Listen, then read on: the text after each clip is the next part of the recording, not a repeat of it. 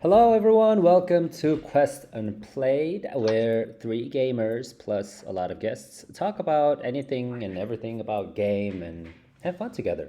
True story. I am co-host of this podcast, George, and today's podcast is sponsored by Anthony, Hi, everyone. Zach.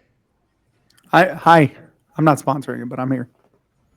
Wait, I'm sponsoring this? Oh, my bad. I'm broke. Did I say I'm broke. sponsor? Oh, yo, You guys are sponsoring by being here. My bad. Did I say sponsor? This podcast Yeah, is you said joined by. sponsor. That's what I've joined broke. it, I but don't know I'll what you're sponsor talking it too. about. I don't have very much Okay, money. go Let me for look it. I around mean, we're here welcome. somewhere. Yeah, we're looking for sponsors everywhere. You know. I just bought a Switch 2 last week, so I'm broke. All right. And today we have another guest, Manik. Here. Yo, what's up? Yeah. Hi. Excited to hear. Like always, this podcast is actually sponsored by Minimap, your gamers community platform. You can sync your game accounts, make your game collection, connect with other gamers in our community, and enjoy anything about games in our community. So let's watch play that the song. Sponsor video. Do it. He's waiting for the song.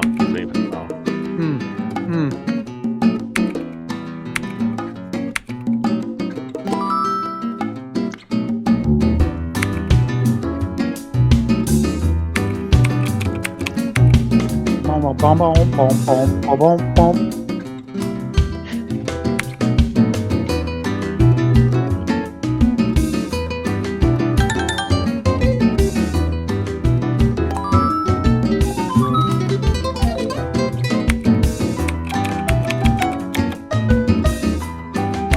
Best Souls games of all time. Fight me. I will fight you. Fight me. I will.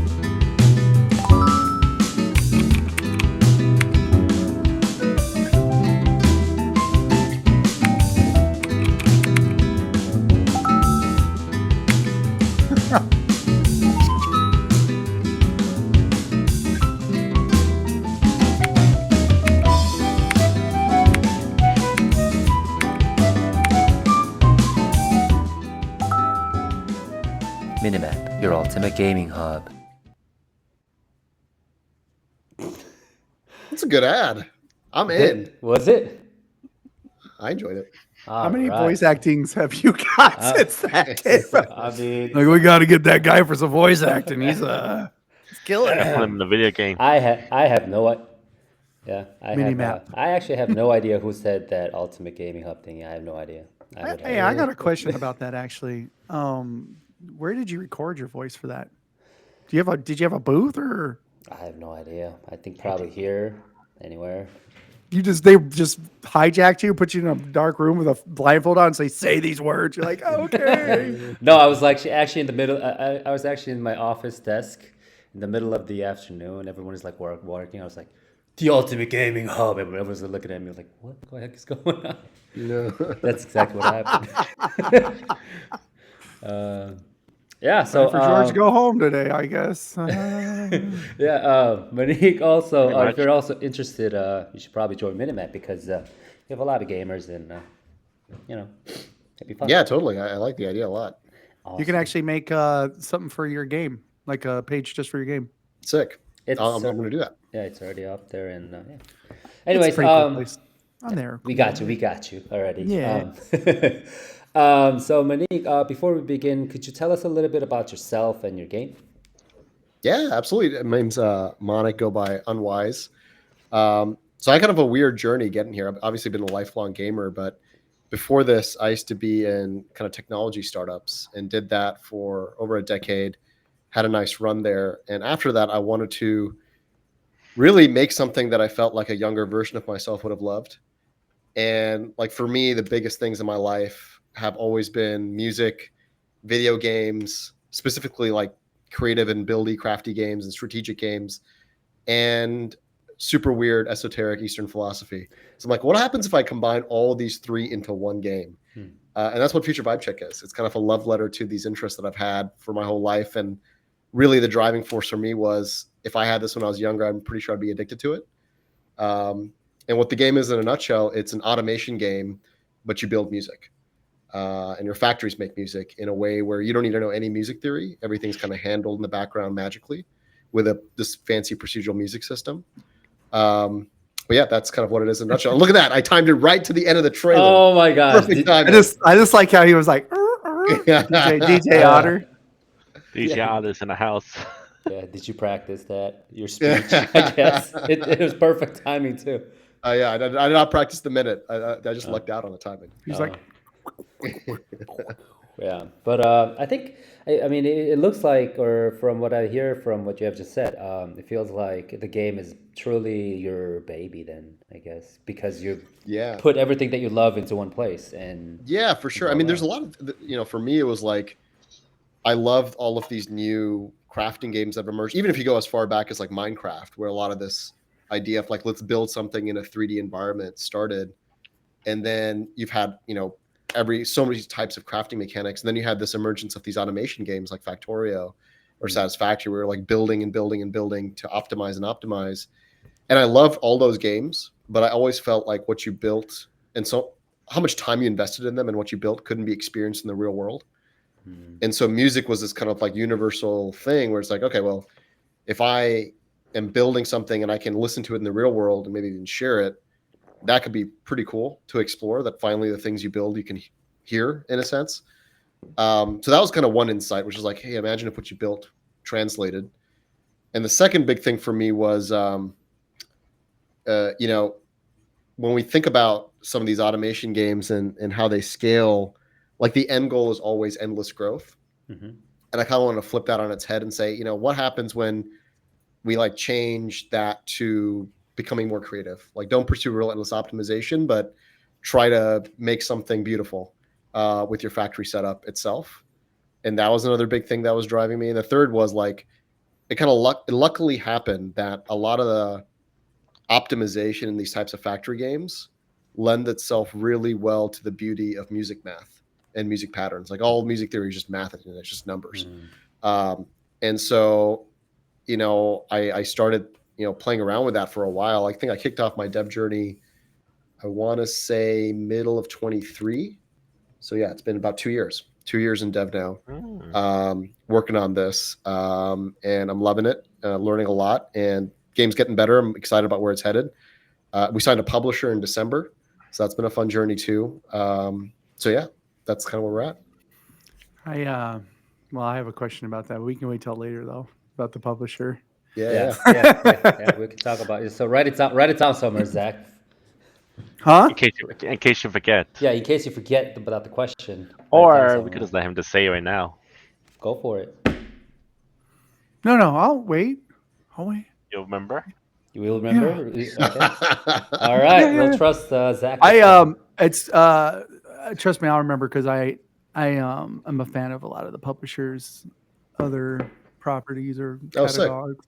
Yeah, so we'll jive later about it. All right. Sick. Great. I will say this though, it's kind of cool that because just touching on what you said, I really liked how you put everything you loved into the game, because it's not really a question, but I noticed that while I was playing the game, it felt like uber unique. Yeah. Like this is like some of the most I felt the Buddhist stuff in there, and then the music, and then the factory, and I was like, what the heck? This is super unique. So I got to give you love for that, because a lot of times I think people come in trying to make a certain type of game, and you just was like, let's put all this stuff in, see what we got, and you got something that's, I don't think I played a game that's like it. Yeah. Well, thanks, man. Yeah, that's the goal. I mean, the toughest part of the game right now is that first, there's so many weird systems at play and so much weird stuff happening. It's like the hardest part of the game is tutorialization. Like just watching playtests of like people can figure out the mechanics in the first 15 minutes. I got them. But it's like getting those first 15, 20 minutes right, because it's like automation is already complex, and I put music making on it. There's even like a base defense, tower defense loop in the mid game. So there's a bunch of weird shit in the game that's happening. But I love it for it, because like I love weird systems oriented games and weird narratives. So it worked. Yeah. I mean, I had a rough time when I first started, but the whole time I was like, Georgia's puzzle games, I swear to God. Then once I figured it out, I was loving it. I was like, all right, this is dope. But I was like, but yeah, we'll go to the player It's a type. balance. Yeah, that's what I do. Yeah. By the way, I'm Buddhist. Oh, nice, cool. In case. Yeah, there's a lot of Buddhist influence, a lot of Hindu influences in the game throughout the game. There's Shinto influences. That's why like the initial interaction is a torii gate as an example, and like the infinite is this kind of representation of universal consciousness from forms of Hinduism. So there's a bunch of, it gets weird. There's going to be a meditation section of the game. You're going to meditate with this dude named Ram Dass. So it's going to get wild with it. You must have done a lot of research. I know, that's what I was thinking too. Done a lot of psychedelics. That's what I've done. A lot of drugs. Because I am a Buddhist. Because I am a Buddhist, but like I'm Buddhist because my parents are, so that like I don't know much about religion or anything, but like as I was looking at this game, it like probably did a lot of research. Yeah, for sure. I mean, I wanted to strike a balance. Like I don't want to like beat anyone over the head with stuff. Yeah. For me, it was more like we're living in a pretty chaotic time, globally, everywhere. What? And it's like acceleration of chaos. And I've always found, at least in my own life, that a lot of the spiritual practices that are found in these types of traditions, like Buddhism or Hinduism, have been very helpful to achieve some level of peace of mind day to day. So I wanted to introduce some of those concepts, not in like a browbeating way to gamers, but like as a fun way, like goofy. It's serious topics, but don't take yourself too seriously type of feel, which is why you have like goofy folks like DJ Otter that are kind of fun and playful. And, the narrative will get weird in the final product, but it'll hopefully be fun at the same time. I thought it was funny right at the beginning of the game. You had a quip about people staring at screens. Yes. And then you're like, I'm playing a video game that you made though. And then you had a little thing in there about, you gotta suffer to understand. And I was like, good fix. Good. Yeah. Exactly. We'll talk more about the game. But before we do that, let's talk a little bit or take this gamer type quiz. Sweet. Are you ready, Manik? Yeah, for sure. All right. First question. It's finally the weekend after a long, tiring week. Do you play video game together with a friend, or you need to spend quality time alone? Long, tiring week. I'd probably spend quality time alone. Good choice. Next question. The new game that is released isn't your type, but a friend is urging you to play with. It's not your cup of tea, so you refuse at first, but it would be fun if you play together. Or you listen to your friend's words and play together right away. I'd play it together right away. I want to I'll give anything a shot at least once. What's the most recent one that you gave a shot? Most recent game I gave a shot to, let me pull up Steam real quick. Marvel Rivals, probably. I dropped off it. And I gave Delta Force a shot, which I actually really liked for multiplayer, and I got addicted to Delta Force for a bit. Okay, that's good. So sometimes you got to listen to your friend because they know. Exactly. They're not always wrong, Next question. Every time. No, I'm just messing with you. Next question. You are thinking about joining a community with strict terms to get game information. From self-introduction to attendance check, that's too much for you, or it has good information, so getting ranked up after 3 days is no problem. To get game information, probably I'd get ranked up. Yeah. Okay. Sometimes, yeah. Sometimes you got to put some effort into it. Yeah. Next question. Before you buy a game, you carefully read over others' reviews, watch the trailer, check the price, or if the game looks interesting, you just trust your instinct and make a purchase. I read everything. Okay. Good to know. Next question. If someone is watching you play a game from behind, it's the perfect opportunity to show your amazing gameplay, or you're actually good at it, but due to pressure, you're missing skill shots. No, perfect opportunity. All right. Fun fact, I won my college StarCraft 2 tournament while everyone was watching me. Oh, so there's another ex-professional StarCraft player right there. This guy. Who's the other one? Is it Anthony? Yeah. All right. Nice. I think Anthony was like StarCraft 1, right? Brood War. But I played mostly Wings of Liberty. I didn't play the other StarCraft 2 expansions, but I was a Masters random player for a bit, and then did a little bit of competition. Fun fact: recently, or it was yesterday, Nexon won like the right to use StarCraft IP to make another game. Oh, wow. Really? So they're gonna Wow. make. We have no idea what they're gonna be making, but they might come out with like, I don't know, StarCraft RPG or I don't know, something. Nice. Yeah, that was fun. Next question: you are playing a newly released game for the first time. Rather than having regrets later on about missing something, you go over the tutorials, or you don't go over the tutorials because the game seems to be similar to the one you've played before. I go over the tutorials. I give them a shot. Is it because you're a dev, or is it just your? Yeah, I mean, I sometimes, like right now, I'm like paying attention to like how people tutorialize stuff and their demo experiences. So if there's things I can steal or learn from, Right. So yeah. Nice. Next question: you are playing a mystery-solving game. Based on your years of experience in your mystery-solving games, that guy is the culprit, or that person looks suspicious, but you need to start collecting evidence first. Collecting evidence. In order to equip the rune that increases defense by 0.01%, you have to return to the lobby. That's not a big difference, and my friends are waiting, so I just go, or you tell them to wait, you go back to the lobby to equip the rune. Depends on the game. I generally min-max, so I'd probably try to go back to the lobby and equip the rune. Okay. During gameplay, your companion's character has been bitten by a zombie. You might be able to find the cure, so you decide to accompany them, or everyone in your group can get infected, so you choose to kill them, even though it is tragic. No, I gotta help them out. Help them out? I gotta help them find the cure. Gotta save them. Yeah, but then that's how. I'm sorry, man. No, I'm just joking. That That looks really bad. Ugh. Yeah, like I don't know if you're gonna survive. Yeah, sorry. It was nice meeting you. I'm just joking. I'll hand your letters to your family. Next question. Even if you don't express it, you feel like you keep losing because of your friend.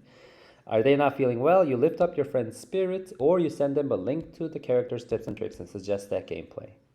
I would do number 2. Okay. Done that a few times. done that a few times. Next question. The character has bad performance, but the appearance is totally my type. Considering the balance of my party, I cannot put them in my party, or you have to put your favorite character in the party no matter the cost. I do that. I off-meta picks, try to make it work, is how I play. Okay.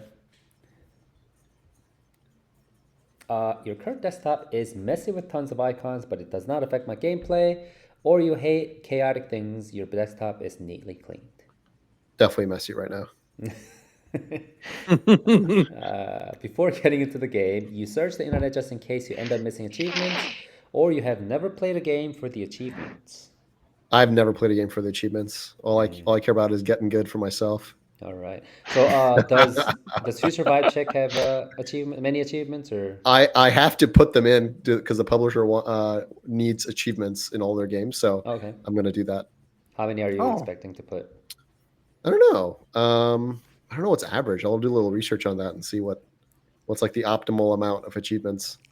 Are you gonna have? I want to make them super tough though. I want to do like super goofy stuff. Like if someone does something a certain way, like a video of me pops up on the screen, and that's an achievement. And like talking to them as the creator of the game, something weird.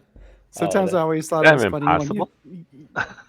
Yeah, I mean, like a pre-recorded video, or I do like something like, give me your email and we'll schedule screen share and with me thumbs up and I do want to do weird stuff like going back to the spiritual stuff in the game. Like this, I haven't implemented this yet, but like I'm going to have like a discussion with the player about what they think happens after death. Mm-hmm. And that's going to determine how many save files they have, if they have only one save file available or if they can do more than one save. So I'm like, finally, your choices matter to the actual game. You're like, do you believe in reincarnation or not? Yeah, exactly. Well, because you only one save. If you don't, Live it up, man. Live it up. You don't get any save points because you don't believe in it. Yeah, exactly. Anyways, last question. You happen to play lots of video games. You play a game you feel like playing at the moment from your collection, or you have a gaming schedule on when to beat a certain game. No, I just play whatever I feel like playing. What are you playing right now? Honestly, right now I've been I've been waiting for trying to get a marathon key because I want to play marathon really badly. There's like a bunch of games coming out, like Dune Awakening and Marathon that I want to play. I went back and played a bit of Marvel's Midnight Suns, which is kind of the folks who made XCOM. It's a turn-based game, and XCOM 2 is like one of my favorite games of all time. And Midnight Suns is awesome, really, really damn good game. People did not give it enough shot. Yeah. Well, That and I if you think want- Marvel releases a lot of stuff at one time, so it's like, Yeah, you know, they're like, hey, play our 70 games right now, and you're like, Jesus God, what is going on right now? Like, yeah, it's true. If I get any spare marathon key, I'll send you one. I'll send you one on your way. Dude, that would be amazing. I've been a Bungie fan for like so long, and I'm like, how do they do me so wrong? They've forsaken me. Like playing since like Halo CE, put like 1,000 hours in Destiny and Destiny 2, and I don't get a marathon. And I put in like at least 1,000 hours in Escape from Tarkov. I'm like their ideal player. I still don't get a key. Makes no sense. like, how does this work? Do your job. Gosh, Bungie. Anyways, you got Cheerful Pirate. Ooh, interesting. Okay. Break away Yay. from shackles. Okay, let's see. You spend 3 hours on character customization. Party lover who has to be with people while playing games. Your big game buddies are your real buddies. True. I hate when someone tells me what to do and what not to do. True. What would happen if I jump off from this bridge? Tries many I do silly like things. that. Yeah. Wait, I missed an achievement. I don't care how long it takes. I'm getting that. Oh my gosh, did I just kill the final boss? Gets emotional over my gameplay. The game is fun when I'm smooth sailing. Nice. Yeah. That's cool. Fun little quiz. Yeah, I guess the one thing that doesn't The achievement one didn't make sense. Yeah, the achievement one. Yeah, that's what I was thinking too. The other ones make sense. The achievement one is kind of hard. Yeah. So you are good fit with a chatty bard and bad fit with charging berserker. Interesting. Yeah, and you like open world games. Do you like open world games? I do occasionally. I'd say majority of my game type is strategy or FPS. Nice. All right. Thank you for taking the gamer type quiz. Of course. Awesome. Yeah, so let's smoothly jump into the bulletin board Waypoint, where we talk about the weekly game news. What the heck happened this week? So we have, EA laying off hundreds of workers. I don't know if that's a news anymore. I know It's not they like probably EA to do it all. They have laid off so many people previously. Yeah. Yeah. But it's, Yeah, but it wasn't 100 though. yeah, it wasn't 100. Yeah. It was somewhere around 300 workers. Yeah. No big deal. You know. I guess this is I don't know, it feels like it's so common these days to kind of like these AAA studios laying off. Unfortunately, yeah. But I guess that kind of could be one of the reasons why AAA or indie game scene is growing and growing, because these people, they want to make games, and sometimes, they just need a little push in a way, because, it's bad for them to get like laid off by a AAA studio, but then they're like, oh, might as well, take this opportunity to make something personal or creative. Yeah.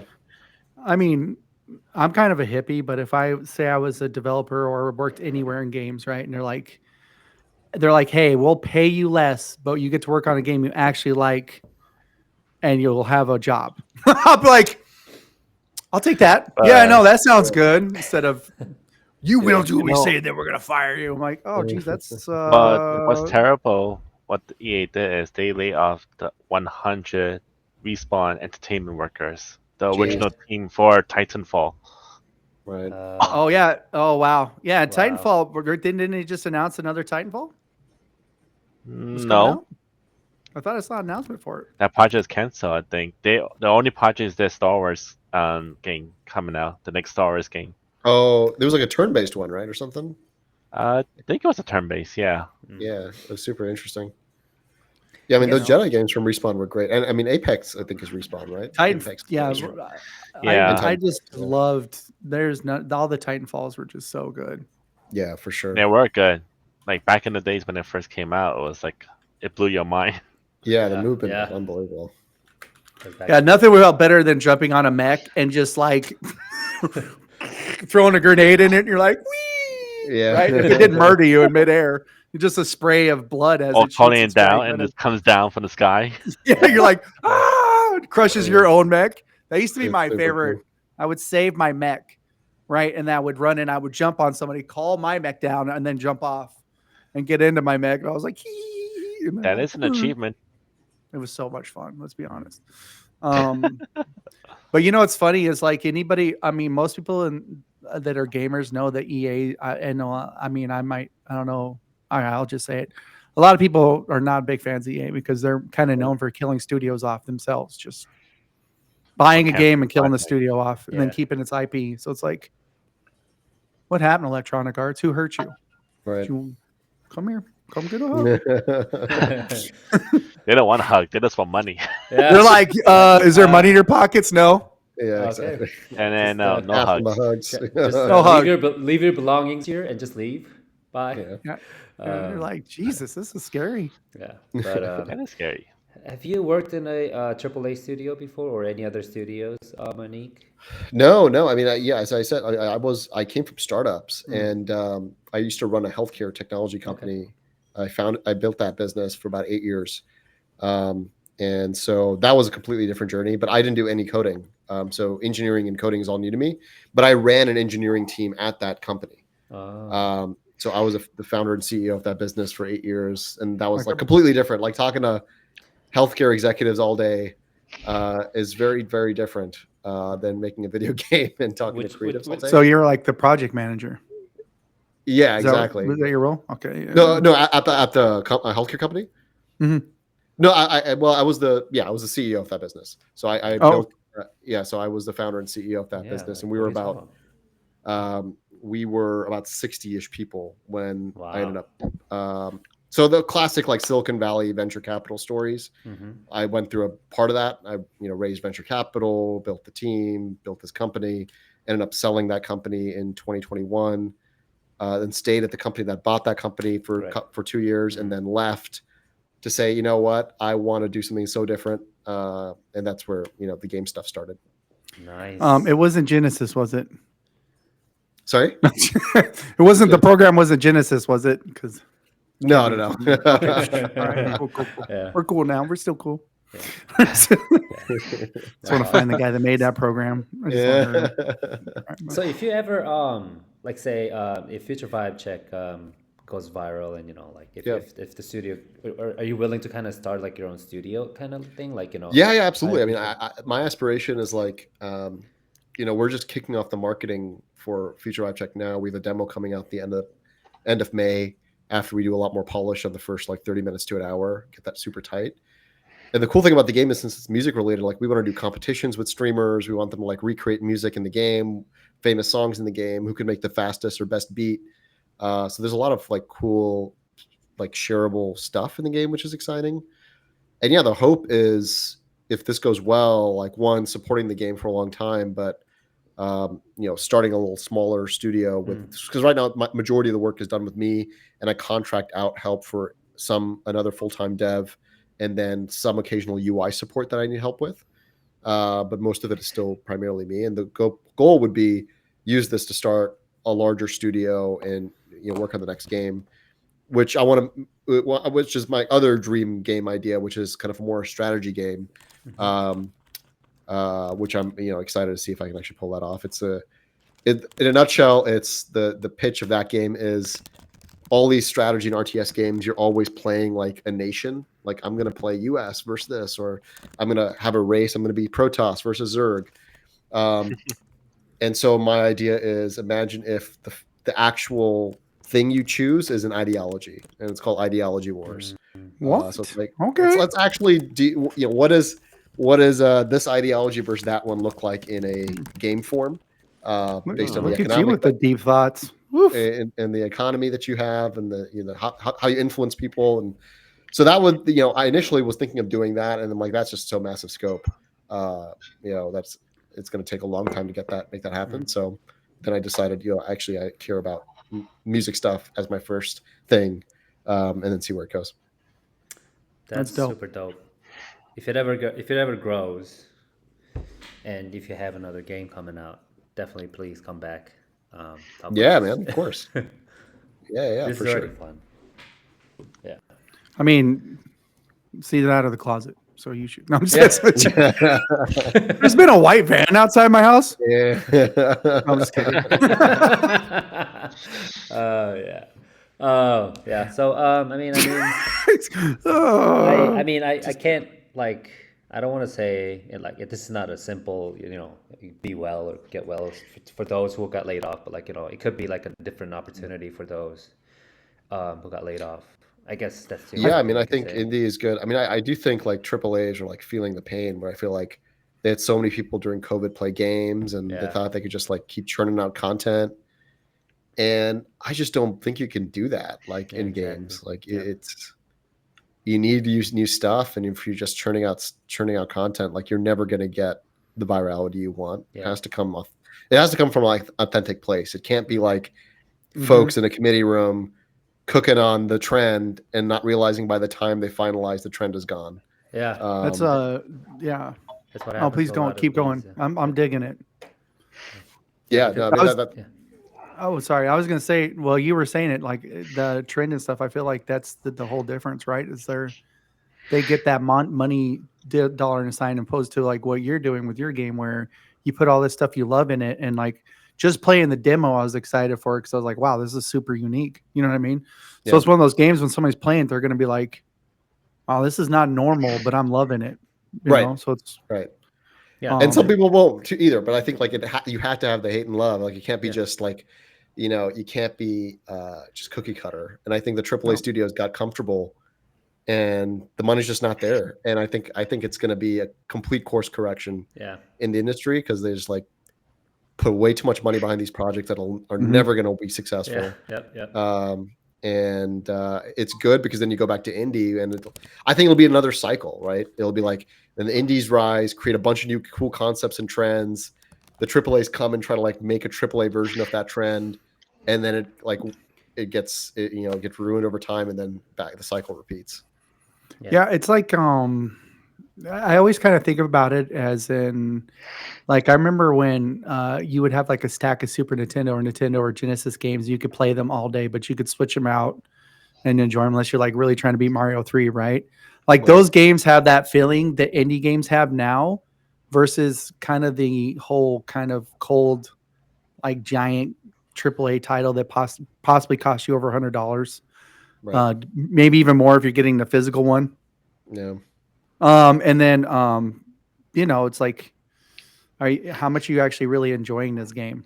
You know what I mean? Yeah. So it's Because like these days That's it feels true. like the gamers they know like they have to truly enjoy the game, like rather than this looks cool and awesome, I just want to buy it. It's not that. I think that phase has just passed already because its Right. graphics is just at its max potential. I think it feels like just because a character becomes more realistic, whatever, it doesn't appeal to the gameplay itself. So 100%. you just have to. So like it's before it was like let's spend $100 million and try to profit like $1,000 or $1 billion or something, but that equation doesn't apply anymore.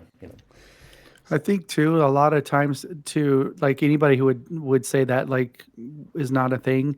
When you look at games like Schedule One or Terraria, where the I did the graphics, schedule one, yeah. yeah, when the schedule, the graphics, I mean, Schedule One's got fun graphics, right? Like the eyeball thing and stuff, and but Terraria and stuff like that, where the Right. gameplay is just what the gameplay is.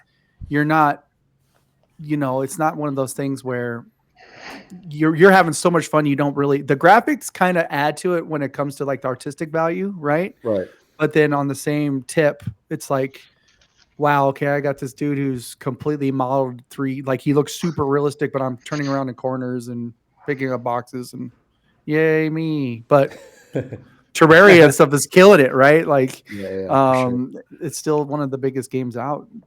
I mean, Yeah, it's wild. So it's super Cool. super, super, super wild. All right. Mhm. I think that's so another one that Anthony wanted to bring up was this game jam that was $10,000 prize pool, right? That sounds dope. Tell us about it, Anthony. So it's actually being hosted by the company called That Game Company.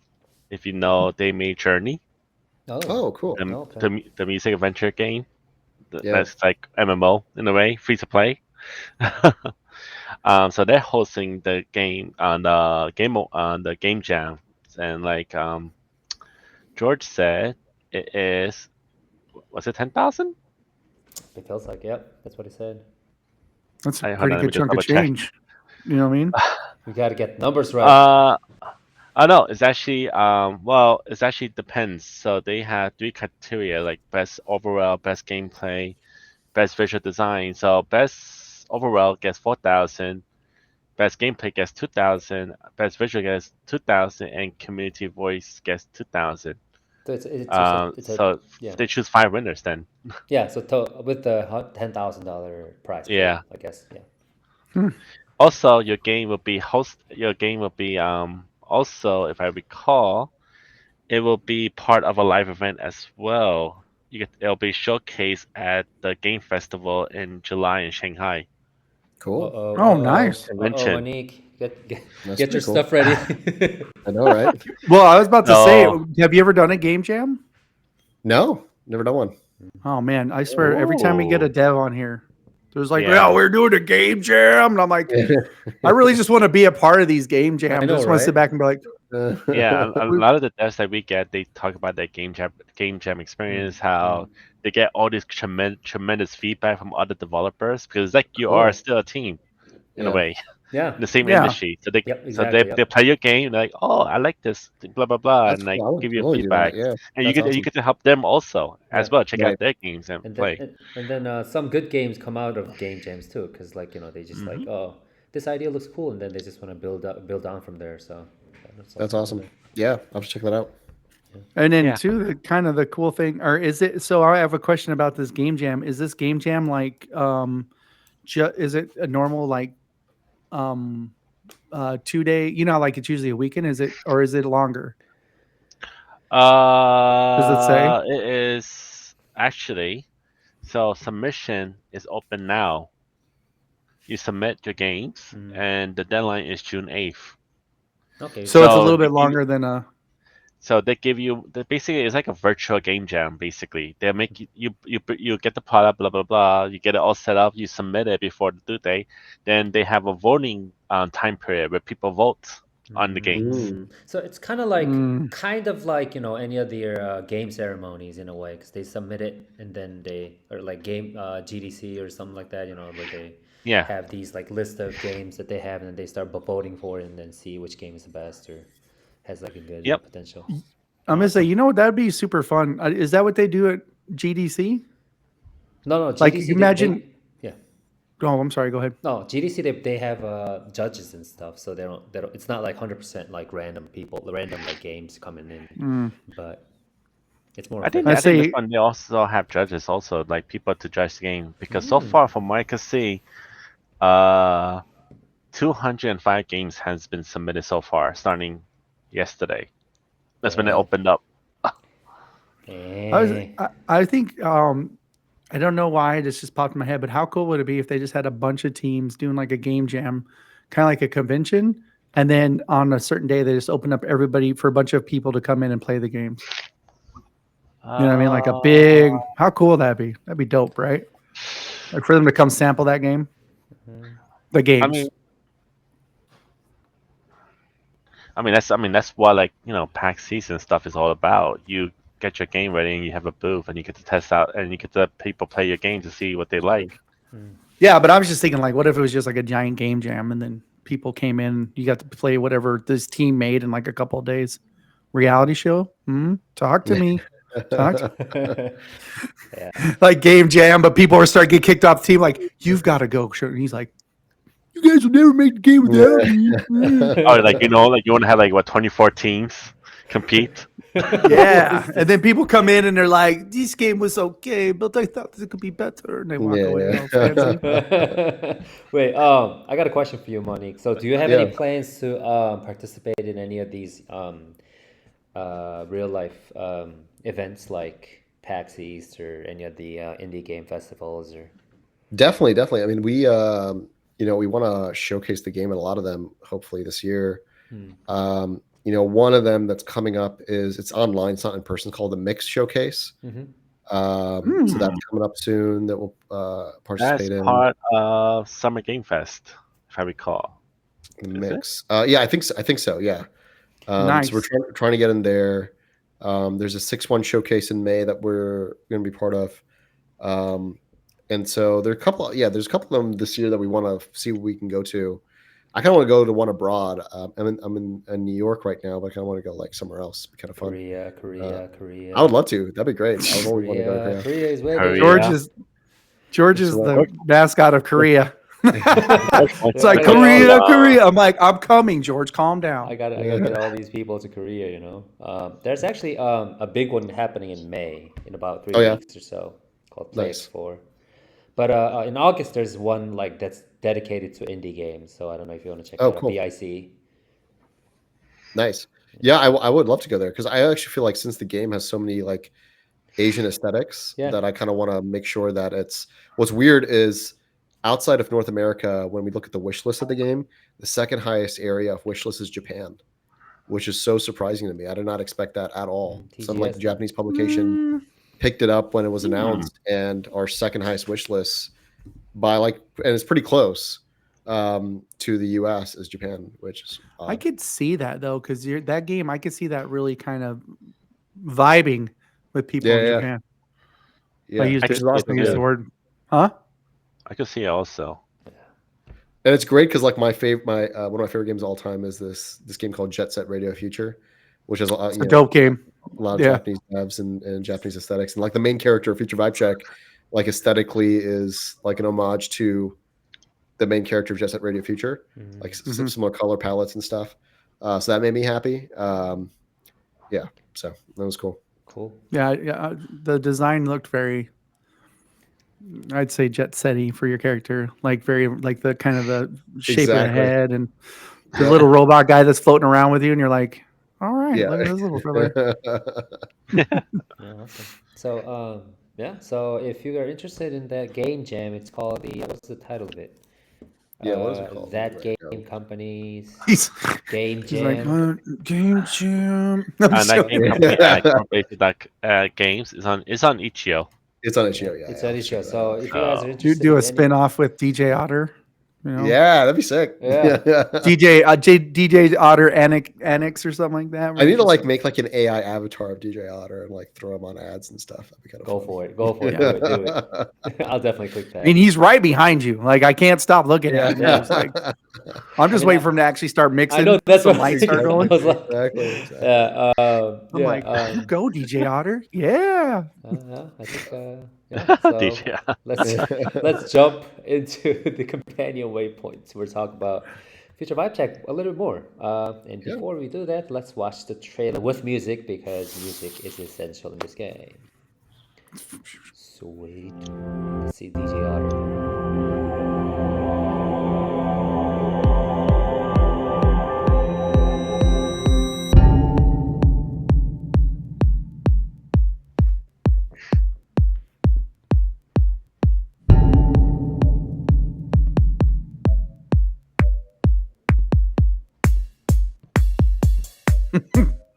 Oh man, That guy dancing.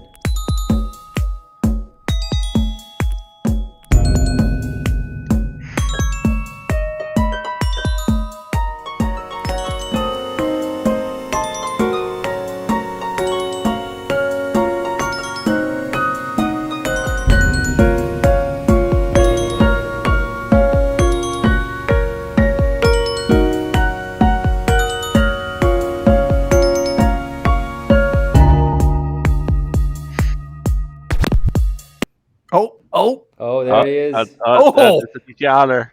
You got it. Yeah. Go DJ. Go DJ. Yeah. Love it. So where'd you get the idea of DJ Otter? Seriously. This is gonna be so funny. It's like there's a site called Sketchfab where you can like find free models or download models. And so I was looking for like cyberpunk characters.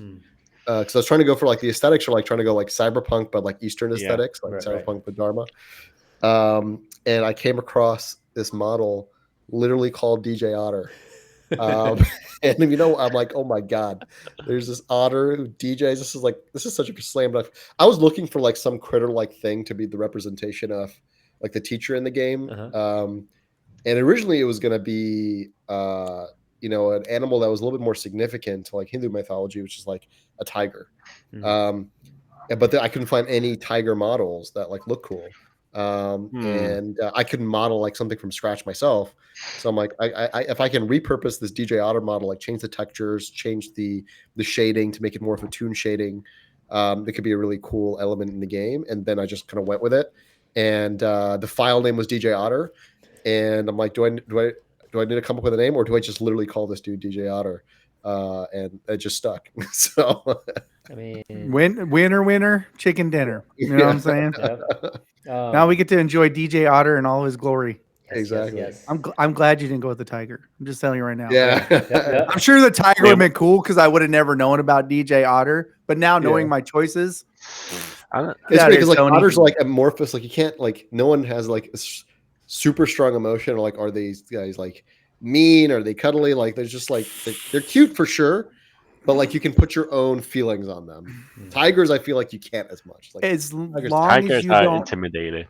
I would say as long as you don't look up, there's a YouTube video and it's the biggest jerk animals in the world you didn't know about. Don't look that up then. Okay. Oh no. They're on there. I'm just saying, I'm not gonna say why. But I like DJ Otter. He seems pretty chill. Biggest jerk animals in the world. Yeah, like it's a video. Say it's like it's not jerk. I gotta look it up, but it's literally like animals you didn't know were jerks or something like that. That's like cool. Dolphins. They're really not that nice of guys. They're all kind know of thugs. Isn't that nice? They're like the thugs of the ocean. You know what I mean? Well, back when I was a kid, everybody's like, dolphins are so cute, and I learned about them. I was like, oh my god, they're psychopaths. But otters, they're a little weird too. But I'm gonna think DJ Otter's dope. I don't know. Now I'm kind of curious to say why the otter. Look it up. Not on here. Look it up.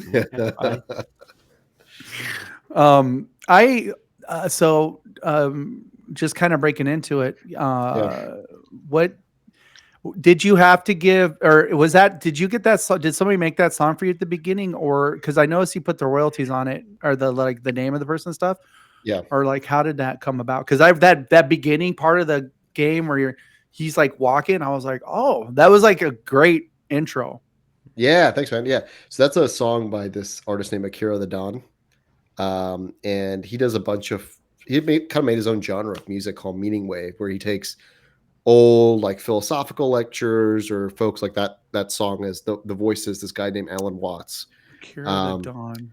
And so Alan Watts, he basically puts like folks like Alan Watts or all of these old, philosophical teachers, and even more, modern time politicians and teachers or folks that have insightful things to say, and puts them on like interesting beats. And so that song was Alan Watts talking a bit about music and how to be playful with music. So I thought it was like a perfect fit for the beginning of the game. Page. Like you could just like cool play with music. There's no real destination. And so and it just fit with a lot of the other theming because Alan Watts is someone I've read in my life, and he's the kind of like he was one of the few folks who brought a lot of the Eastern tradition to the West, like during the post hippie movement. So it was a fun way to include him. I miss those times. Yeah.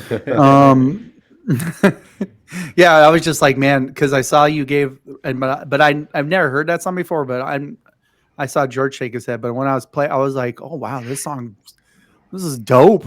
You know what I mean? I was actually sad when I entered the new world. I was like, wait, go back to that last part. I was having the best time ever. Well, the goal is that there's each chakra you unlock is going to come with like a cool rhythm game set piece. And then you're going to be able to play those rhythm game set pieces whenever you want. With like other songs and stuff. So it's like almost like a full rhythm game within the game. If it might be too much scope creep. I don't know. So did you reach out to him and he was like, yeah, please use it? So I reached out to him. So a long time ago, I reached out to him for using some music on my podcast. But I still have to get all the confirmation from him. I used to have a podcast like years ago, and he was totally chill with it. But I reached out to him specifically to use the song for this, and I haven't heard back yet. So I'm still waiting to hear back before I put it in the final product. So I'm hopeful that he will, because I think it's very much aligned with his world and the Meaning Wave world. So that's the hope. Cool. I mean, I hope I didn't get you in trouble. I just no. I just wondered about it because like that's kind of cool that you you knew him in real life and you were talking to him and then you used his piece in the game and he was like, Yeah. No. Yeah, I don't know this guy in real life. He's just an artist I followed for years. Like he's just like I'll get you his number. Don't worry. I'm having lunch with him this weekend. All right, that's fine. But just a question. What is the reason you named your studio Unwise? Is there? So Unwise has been kind of my gaming name for many years. Like I used to be called. My alias used to be Xaero, Xaero, which was one of the characters from Quake 3 Arena. And I just love like the way it looked, and I love that character. He's a monk in Quake 3 Arena.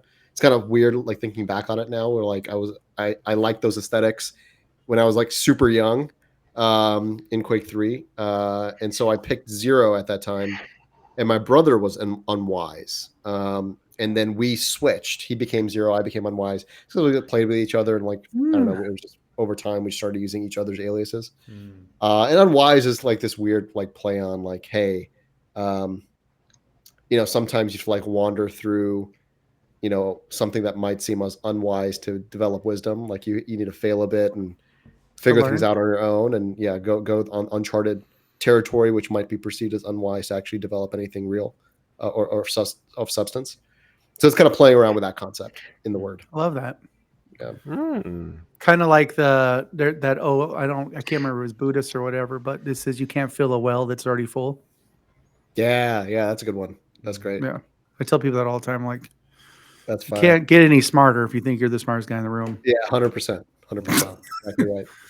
And so knowing that, I always go in thinking I can learn something from anybody or something. So I like your name. At first it sounds unconfident, and then when you explain it, you're like, oh, it's wise but unwise. Yeah, exactly. Right? That's what. Yeah. That's a good way to. There we go. I feel like you're kind of like the turtle off of Kung Fu Panda a little bit. Oh, dude, Master Oogway, he's one of my favorites. Master Oogway's next level. He was like, Master Oogway. I was like, this guy's dope. You knew he could kick butt right away. You knew he could. Just because he was going slow. Like, it's because he has the ultimate power. Yeah, I see you. I'm trying to see if I can remember the quote. It's like noodles, don't noodles. You're always occupied with what was and what could be. There's a saying, yesterday is history, tomorrow is a mystery, but today is a gift. That's why they call it the present. And he walks away. I'm like, oh, that's just like... You almost gave me a stroke right there. I was like, so much words. That was dope. So that is truly not unwise words. I like it. I love it. I like that, man. I like that a lot. It's a great movie. Kung Fu Panda has such deep wisdom in it. I know. Yeah, it does. I like the one where they finally got the scroll down and had nothing on it. Yeah, it was. He was like, "No, man, it was all you, bro." Like, I was like, "Oh my god, this is magic." Duh, you idiot! Should have known better, Kung Fu Panda. You had it all this long. Yeah, in you. So I like right away when I went to go look for your page on Steam, I noticed that your what is their exact name? Your publisher. I've actually seen them before, and I was like, wait a minute, Acupart, because I didn't buy it, but I played one of their games. One of their demos for the game's Cryptmaster, where you got to type it. It's all black and white. Yeah. So creative. And they also came out with Sorry We're Closed, which was somewhat of a hit, right? Yeah. And so, like, I looked at their art and their style because they have very unique games just like yours. So I guess my question is when did they approach you? Did you approach them, or how'd that work out? Because I feel like looking at their catalog of games that they've published and your game, it kind of really just fits really well with their kind of like how their type of games that they like to put out there. You know what I mean? Yeah, for sure, man. Like I reached out to a bunch of publishers when I kicked off trying to talk to them. And luckily that process went well. I ended up getting term sheets from like 4 or 5 publishers to try to negotiate with. And it was a mix. There was some folks who were smaller. There was some that were like purely focused on automation and strategy and tactics games. Other folks that had kind of more of a European influence and market. And then, Alcapara. And why I primarily went with them was kind of the reason you just laid out, which was I felt like the strategy automation players are going to hear about this game hopefully through some other way. So there's not that much ad value the publisher is going to be able to bring because it's like those gamers I'm already going to hopefully get access to through either other forms of marketing. What I wanted to do is can I actually bring this game to a different audience or a bigger audience that or haven't played an automation game before or just interested in music and want to like the aesthetics. And so I felt Alcapara's community and the games they've supported are really around just interesting indie games. And when I think about when I play indie games, I don't just play automation games. I play RTS, automation, FPS, anything super weird indie game like Cryptmaster. And I felt like that's the type of audience that would work well with Future Vibe Check is I know the automation players are going to find something interesting and they're a pretty loyal audience, but how do I get to some other folks and see if they like it? So that was part of the idea behind partnering with them too. Yeah, the art, a lot of the Alcapara games, if you go and look at their catalog, anybody listening to this or you guys too, I don't know if you, George or Anthony, if you've checked them out or known about them, but if you look at their games are all have that very unique art styles and different types of gameplay and stuff. So it's once I saw you as a developer, and then I was like, Alcapara, I know that. And so I went and I looked, I was like, I just felt like they fit so well. And so I was I wonder if Alcapara reached out to him. I'm like, all you got to do is look at the turtle with a tree on his back, right? And you're like, these guys, it's dope looking, but you're also that's a strong turtle. You know what I mean? He's they have a real turtle in the office. The turtle is really wise too. Yeah, exactly. And they have a real live living turtle in their office, which is pretty amazing. So really, they do. Where are they located at? Where are they located? They're on the West Coast, but they have employees all over the place. Yeah, Los Angeles, too expensive. So I'll never see them. But they're a great team. It's been awesome to work with them. Yeah, that's awesome. So yeah, I was just really when I saw it, I was I thought that was a good fit. Yeah. Just FYI. That's great. Yeah. Do you have any? I don't know if we've already went over this, but do you do a lot of music or yourself or? Oh yeah, I mean, I used to. So I played instruments my whole life. So I don't have them all here in my kind of small New York apartment, but back you gotta home, play one. Nope. I'm just joking. Yeah, you got a recorder somewhere or something. I mean, within line of sight, I have a Tibetan singing bowl I could bring on screen. I don't think I've ever seen a Tibetan singing bowl before. Oh, I haven't seen one. I was just joking, but here we go. This is a treat. This is the closest thing I got to me. So we got a. How in the world did you get one? Are those ones that you go Oh. Yeah. Oh yeah. We got to start meditating right now. That is dope. Dope. Oh my gosh. Wow. Get that. Where did you get that at? So there's a famous museum of East Asian art in Baltimore. They're probably the largest collection of East Asian art in the U.S. Okay. And they have a gift store. with Tibetan bowls in there, huh? Original Tibetan singing bowls. That's dope. So I used to. And it actually works. Yeah, it works amazing. I'm sure you have to know what you're doing, but he did it well. yeah, you have a really fine rotation around it. I used to wake up every morning to do a little Tibetan singing bowl. That's dope. I'm not as good at it anymore as I used to be, but yeah. So I mean, instruments wise, growing up, I played piano, guitar, banjo, ukulele, sitar, djembe, bongo. Jiminy. Damn. Jiminy. A ton. Wow. Holy cow. That's impressive. I only really enjoyed playing guitar though. Out of all of them, I was like, I wonder what his banjo taste sounds like. I don't know why. Just like. I used to listen to this artist called Sufjan Stevens, so I wanted to cover his songs. on the banjo. So I bought like a rinky-dink banjo and played it all throughout college, and had a bunch of bands in college and stuff like that. And then I stopped playing music after I left college, which was a big regret because I couldn't didn't have my instruments with me because I was in a small place. So I only had my acoustic guitar with me, and then it's just like time and work and gets caught up, and you can't really get a group of folks together to play music together. So like then during COVID, I started getting back into. I started learning how to make electronic music. And so Jesus, man, get this guy's IQ tested. Holy cow! The electronic music was a lot of fun. I'll send you guys a link. I actually made it. I made one. I don't know if you ever played the game Death Stranding, but I made clips from Death Stranding into beats in one of the medium songs. So it was kind of fun. And I also made clips from The Matrix into one. So I had fun doing that. But then Future Vibe Check is kind of like a return to like music stuff for me. It's like reconnecting with that music history I've had of playing tons of instruments, playing like hours a day, and then stopping for like 15 years, which is crazy, right? It's like the first 20 years of your life, you played an instrument, and then for the next decade in corporate life, you didn't touch one. One. With your Tibetan bowl, I thought I heard that noise in the game when I was playing it. Yes, there are. There actually another fun fact for the game. It's not fully implemented yet, but there's different layers of Tibetan singing bowls when you unlock things or you hear it. And the goal is actually the order of it will get you into a kind of a meditative trance-like state. So I'm like purposely choosing some like specific frequencies that have some academic literature to say if these frequencies are layered in a certain way and the human hears them, people become, enter more of like a trance-like state. My God. Are you going to put a warning on the front of the game?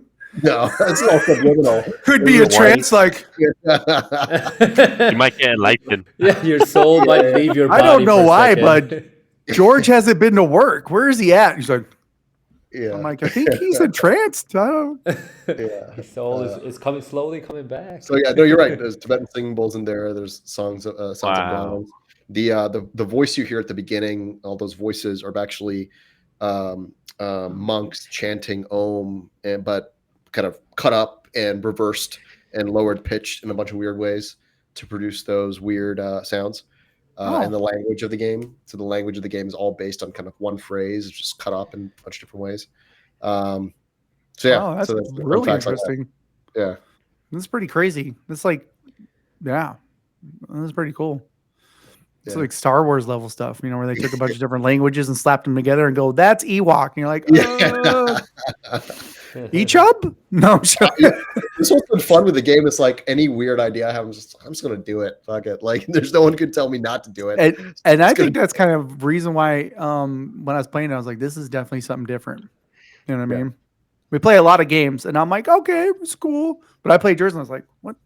Now I will say one thing though, is when you're making the game, were you at all wondering about like people who like me are puzzle challenged and or musically challenged and was like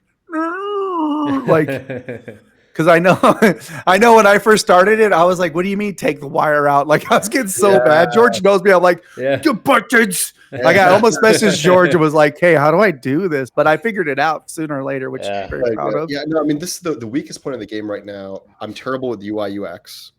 And so someone is actually helping me refresh the entirety of the UI and user experience. Mm-hmm. And the second biggest part of the weakness of the game is tutorialization, where it goes a little too fast. There's too many abstract concepts. I love all the weird concepts and like weird phrases, but I feel like I need to like dial it down a bit for folks who don't immediately grok the systems, because if they haven't played an automation game before, like there's just too much stuff going on. So those things I'm trying to like figure out the right balance for. And that's the thing. Like if people can get that first 15-minute hump or 20-minute hump of the game, like then they're like, okay, I see the systems. I can see how it all connects. But like getting that right is really tough.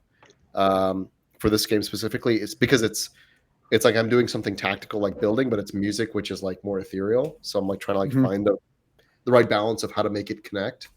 So I'm working on a couple of things that I think will make it much stronger. Even small things like the tutorial pages are like static images. They should be like moving. They should be videos like showing you exactly where to move your cursor and do stuff, right? Like there's small things like that have to still be done to make it more of a polished experience where anyone can just jump in and like understand what's going on without a lot of trouble. Yeah. Mm. That's gotta be your challenge, I guess, because a lot of people might just look at it and be like, "Oh, this is not a game for me," because not everyone has these kind of like experience in music or automation or any of these, and then they're like they could be scared, they're like, "Oh, I don't want to try this," because it's 100%. It's like the first 15 minutes of the game is like the crucial part. It will either make them keep playing or just turn them away. Exactly. Exactly. No. And if anyone gets stuck in Future Vibe Check, it's like if they get stuck in this for 15 minutes, like then that's trouble. Totally. And that's one thing I was one thing I was thinking about when I was playing it, because I was like, the beginning got me super hyped. Like the what I'm talking about, when you go and you got that guy, I was like, all right. And then it did take me a little bit to figure out, but then once I figured out how to plug the power on and then make the nodes and stuff, I was like, in my brain, I was like, ooh, I want to make a whole bunch of different sounds and just play them. Like that's after that, I was just like, I just want to make music now. How do we do this, right? But then also the fact that I think the build I sent you guys has the creative mode in it. Yeah, it's like creative. No mining. It's just like place nodes, connect wires, automatically plays, and then you can change the music settings, really, really easily. Yeah, no, that's the first thing I thought. I was like, ooh, I saw the stand-up bass, and I was like, ooh, and I just started grabbing stuff. And I was like, this will be fun. And then I realized that I'm not good at music. So like I would be the kind of guy who would like, bark, bark, dear, bonk. And I'm like, sounds great. But I was excited after I figured that part out. Like, I was like, the wire. But once you figure it out, you just get super excited. You're like, I can't wait. I don't know why I was that whole idea. I was like, I can't wait to and the fact that you have like different automated things in there, like the smelter and the cargo belts to carry the beats to the head. And I was like, oh man, like this, I started getting excited then. But at first I was like, me no smart, hit buttons, must find hope. But after I figured it out, I was like, okay, all right. But no, once I knew that, but then I didn't get to the point where I saw on your thing the dude was dancing. Yeah. So then, in the right now in the build, I think you guys have it. It's like if you hit, I think number 5 or 6, that plays breakdancing animations. The end goal is, and this is like scope creep for sure. But the goal is you're going to be able to unlock different dance moves and dance to your music, and then in the end game is you're going to build an audience that's dancing to your music and like place people. There we go. Man, you listen. I'm gonna have to lay down after this. This is a lot. It's a mic drop. It's gonna be a lot of fun. I think so. I think you have something really good on your hands. Thanks, man. I appreciate that. Yeah. Mm-hmm. So you said the demo is gonna be coming out next month or so. Yeah. And then when do you plan to release the full version or early access version of it? That's the big decision we're trying to figure out now. Right now is early access or not. So demo is currently slated for May 22nd. Mm-hmm. And I feel pretty good about that, hitting that timeline. And we're going to then do a release most likely early next year after the first, the closest Steam Next Fest. So whatever the first Steam Next Fest is next year, or the one like right before that at the February, end of this isn't year. it? Yeah, March, February. There's one in October. Yeah, and then February. There's one in February. Yeah, October or February. So we're either, depending on games progress, we're going to either do October Steam Fest and then launch January, or do February Steam Fest and launch April next year. Something like that is going to be the game plan. But right now we're leaning towards just like full release, not early access. Even though but just in that time do tons of play testing, tons of demo iteration, like tons of stuff. Like almost treat it like an early access, but not call it that. And keep working on it. Have you gotten a lot of people besides us three to play test your game, or have you given different versions of it? This most recent internal play test, the one you guys have played, it's only probably about 15-20 people have played that version. Overall, I've had probably about maybe 50-60 people give a shot to different iterations of the game at different times. Okay. We're gonna do a round of more play testing all the way up till the demo launch, and kind of incorporate all that feedback in the demo.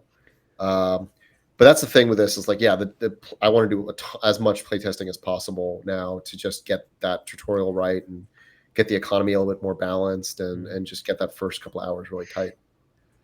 Yeah, because I noticed that I had not even thought about it. I played, and then all of a sudden I look on the right side of my screen and it had a survey. I was like, huh. So I filled it out. I sent it to you. I don't know if you got it, but I was like, oh, there's a survey. I don't have one of these in a long time. But I could definitely. I know that I told my friend, I was like, when this demo's out, I was like, you got to play it because he loves building stuff. Oh, and he loves music, and he's smart, so he'll really love it. You know? I'm like, here's smart guy. You do this, I'll go punch a wall. And he's like, cool, yeah, that's how it works. I mean, you can watch him. I like to try things I'm not good at. That's why I was like, I'm gonna figure this damn wire thing out no matter what. Oh, that's another question. What's the problem with Sega Genesis people? Mm-hmm. Oh, so, yeah. So that was a little inside joke. So I was a Genesis fanboy. Okay, good. And my friend group, one of my other close friends, this guy named Mango, he's a Nintendo fanboy. And we were like, one argument in college we had was like, depending on if you like Sega or Nintendo, reveals a lot about the person. Like the Sega guys are like always like the underdog, want to like prove themselves. And so I kind of felt like that DJ Otter would be someone who liked the Sega Genesis. Was a Genesis guy? Yeah. Oh my gosh. Did your friend in college see that? Did you say, hey? Yeah, for sure. He saw that. He dragged the hell up. So yeah, there's a bunch of like fun little call outs like that. Like the raised hands you see at the beginning where you unlock the instruments. That's a play on my favorite album of all time, music album of all time, which is from this band called Godspeed You Black Emperor, and the album is called Lift Your Skinny Fist Like Antennas to Heaven. That album is like, it's one of my favorite albums. Like I actually had a poster of it here in my room, but so that was like right behind DJ Otter. Yeah. And then like I think there's a call out to the Matrix somewhere, like existentialism in those. Oh yeah, the red and blue. Not always all draft. I have like big aspirations for a crazy weird dialogue and narrative. But I kind of want to nail all the mechanics. I like that though. I like that. Yeah. It was when he was like, "Do you pick the red or blue hand?" And he's like, "It's not the Matrix. He can have both." Like exactly. I was like, "You kind of like the Otter, but then you also like the big guy who's like, you gotta learn the hard way." I was like, "No, Dad, I don't wanna." I love that. That's great. That means the characters are like somewhat coming and feeling like something, which is awesome. They're memorable. That's great to hear. And I think you even had the beginning had something with what song was it? The Infinite, the feminine like form. Yeah, she was. I can't remember what song she said, but she changed it from girls to boys. Oh, Madonna. Madonna. He was like Madonna, and she was like hee. I was like, yeah. I knew right there. I was like, all right, it's got personality. I like that. That's great.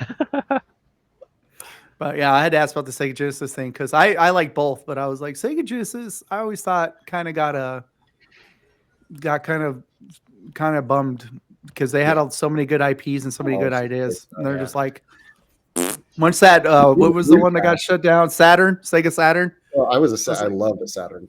I know, it's so good, but people were like, Nomad, like their Game Boy competitor, like no one bought it, like terrible battery life. Yeah, that's when the console war started. Yeah. I remember playing Sega CD or was it CD? Nice. The one where you had to plug the Sega onto the CD deck. Oh, right. You put the game in, and you're like, the first game was that one where you're like it was literally like a rail shooter kind of, but you're in the sewer tunnels fighting these monsters, and it was like really weird. And I was like, me and my friends worked so hard to beat that game. I was like, God, I hate this game so much. Just get rid of it. Back when you had to go to each other's house and like, all right, man, we're gonna beat today. Like, yeah, we're beating it. All those we're taking shifts. You got first shift. I'll take second. Good old days. I miss those days sometimes. Not gonna lie. Yeah. But yeah, I think it's kind of like time to wrap up things. No. We still got 40 minutes. What are you talking? Do you have anything else you want to talk about or tell the audience or people who are watching this? No, thanks for having me. Please, if anyone's watching, loves automation or music games, join our Discord. I put builds up there every once in a while. Of course, the demo's coming out next month, and I'm excited to just keep iterating and refining this and making it truly something special for kind of music lovers and gamers who like building stuff. So I'm excited to keep working on it. Mm-hmm. Yeah. Even how long? I know that you're saying something, but how much of the demo? Do you know how much? I mean, you don't have to give it away, but how long do you think the demo's got for play? So is it gonna be a pretty good chunk, or it's gonna be a good chunk? Well, so the overall progression is this concept of unlocking your chakras, right? So you have 7 chakras, and then there's like an interesting end game after that.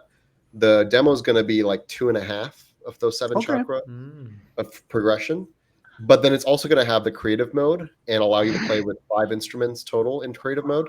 The engine I built can support up to 20 instruments running at the same time, all with like counter melodies, like procedurally.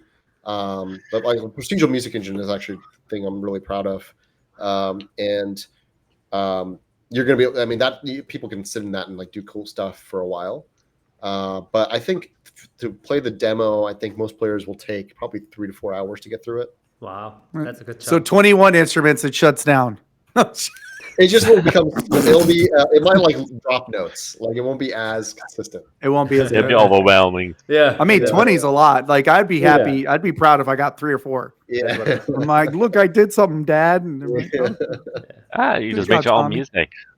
Yeah. No, yeah, that's one thing that I think that to just touch on, to just emphasize this to anybody who's goes to the page and looks at it, is like, I think when you play the game, you're going to realize that ultimately you're going to be building your own music in the game, but you're also going to be playing a game. So you could sit there and make so many different combinations and just jam out. And if you're like a I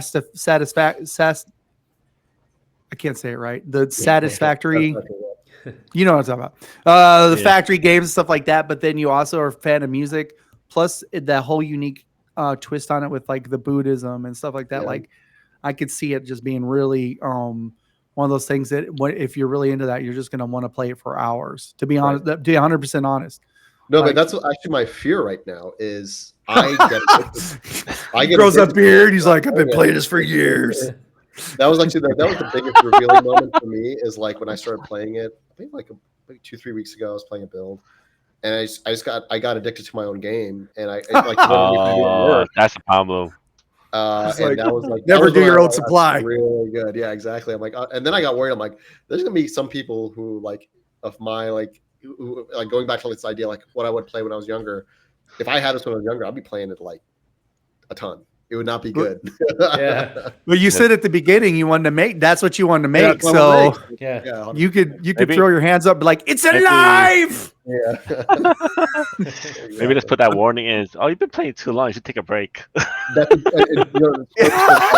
Listen, I currently have a tracker in time. I haven't built. Go outside. No, it's gonna be this goofy DJ Otter dialogue. He's gonna pop in and say, "Yo, I see you've been playing for like 3 hours. You want to go outside yet?" Like. It's gonna be like a fourth wall breaking moment. Go outside, touch the grass. Exactly. I think it'll fit with the aesthetics of the game because I already do a bunch of like fourth wall breaking stuff. So I think that'll be a lot of fun. That's good. DJ Otter's like, did you get in a trance and you just stuck now? And the guy's like, yeah. So much music must play.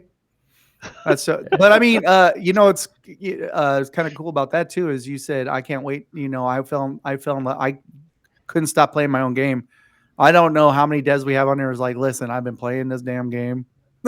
It's a fun game. I do like it, but I'm sick of testing it. You were probably like, this is so cool. Wait, I made this.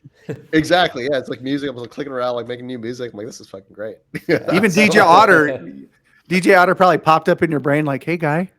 Yeah. You want to, go outside and smell some air? You're like, I guess. Another big dream of DJ Otter plushies. I already got Acapara's down. The publisher's down to make some DJ Otter plushies. Go for it. We're gonna run these competitions, like monthly competitions. You can see Anthony thinking over here. Look at him. Actually, because Acapara actually do a lot of plushies in the past. Exactly. For all the games. Yep, really? Yep. Cool. So we're gonna try to pair it with like competitions, like whoever makes the best factory or best music in the game gets a plushie for the month from DJ Otter. Very hot commodity. It's gonna be very rare. All right, I'm in. I need I'm a already in. plushie. Well, that looks like I got to find whoever does it and get my otter. Yeah. Yeah. Hey, that's a nice otter you got there, buddy. No, I'm just kidding. That's super cool, man. Yeah. Yeah. So, yeah. I mean, yeah. I like If whoever is listening to this, if you haven't already, wish list it. Yeah, so that please you do. know when to actually take part in these, competitions, music making competitions, and win those plushies. So The future vibe check. yeah, it is the future vibe check.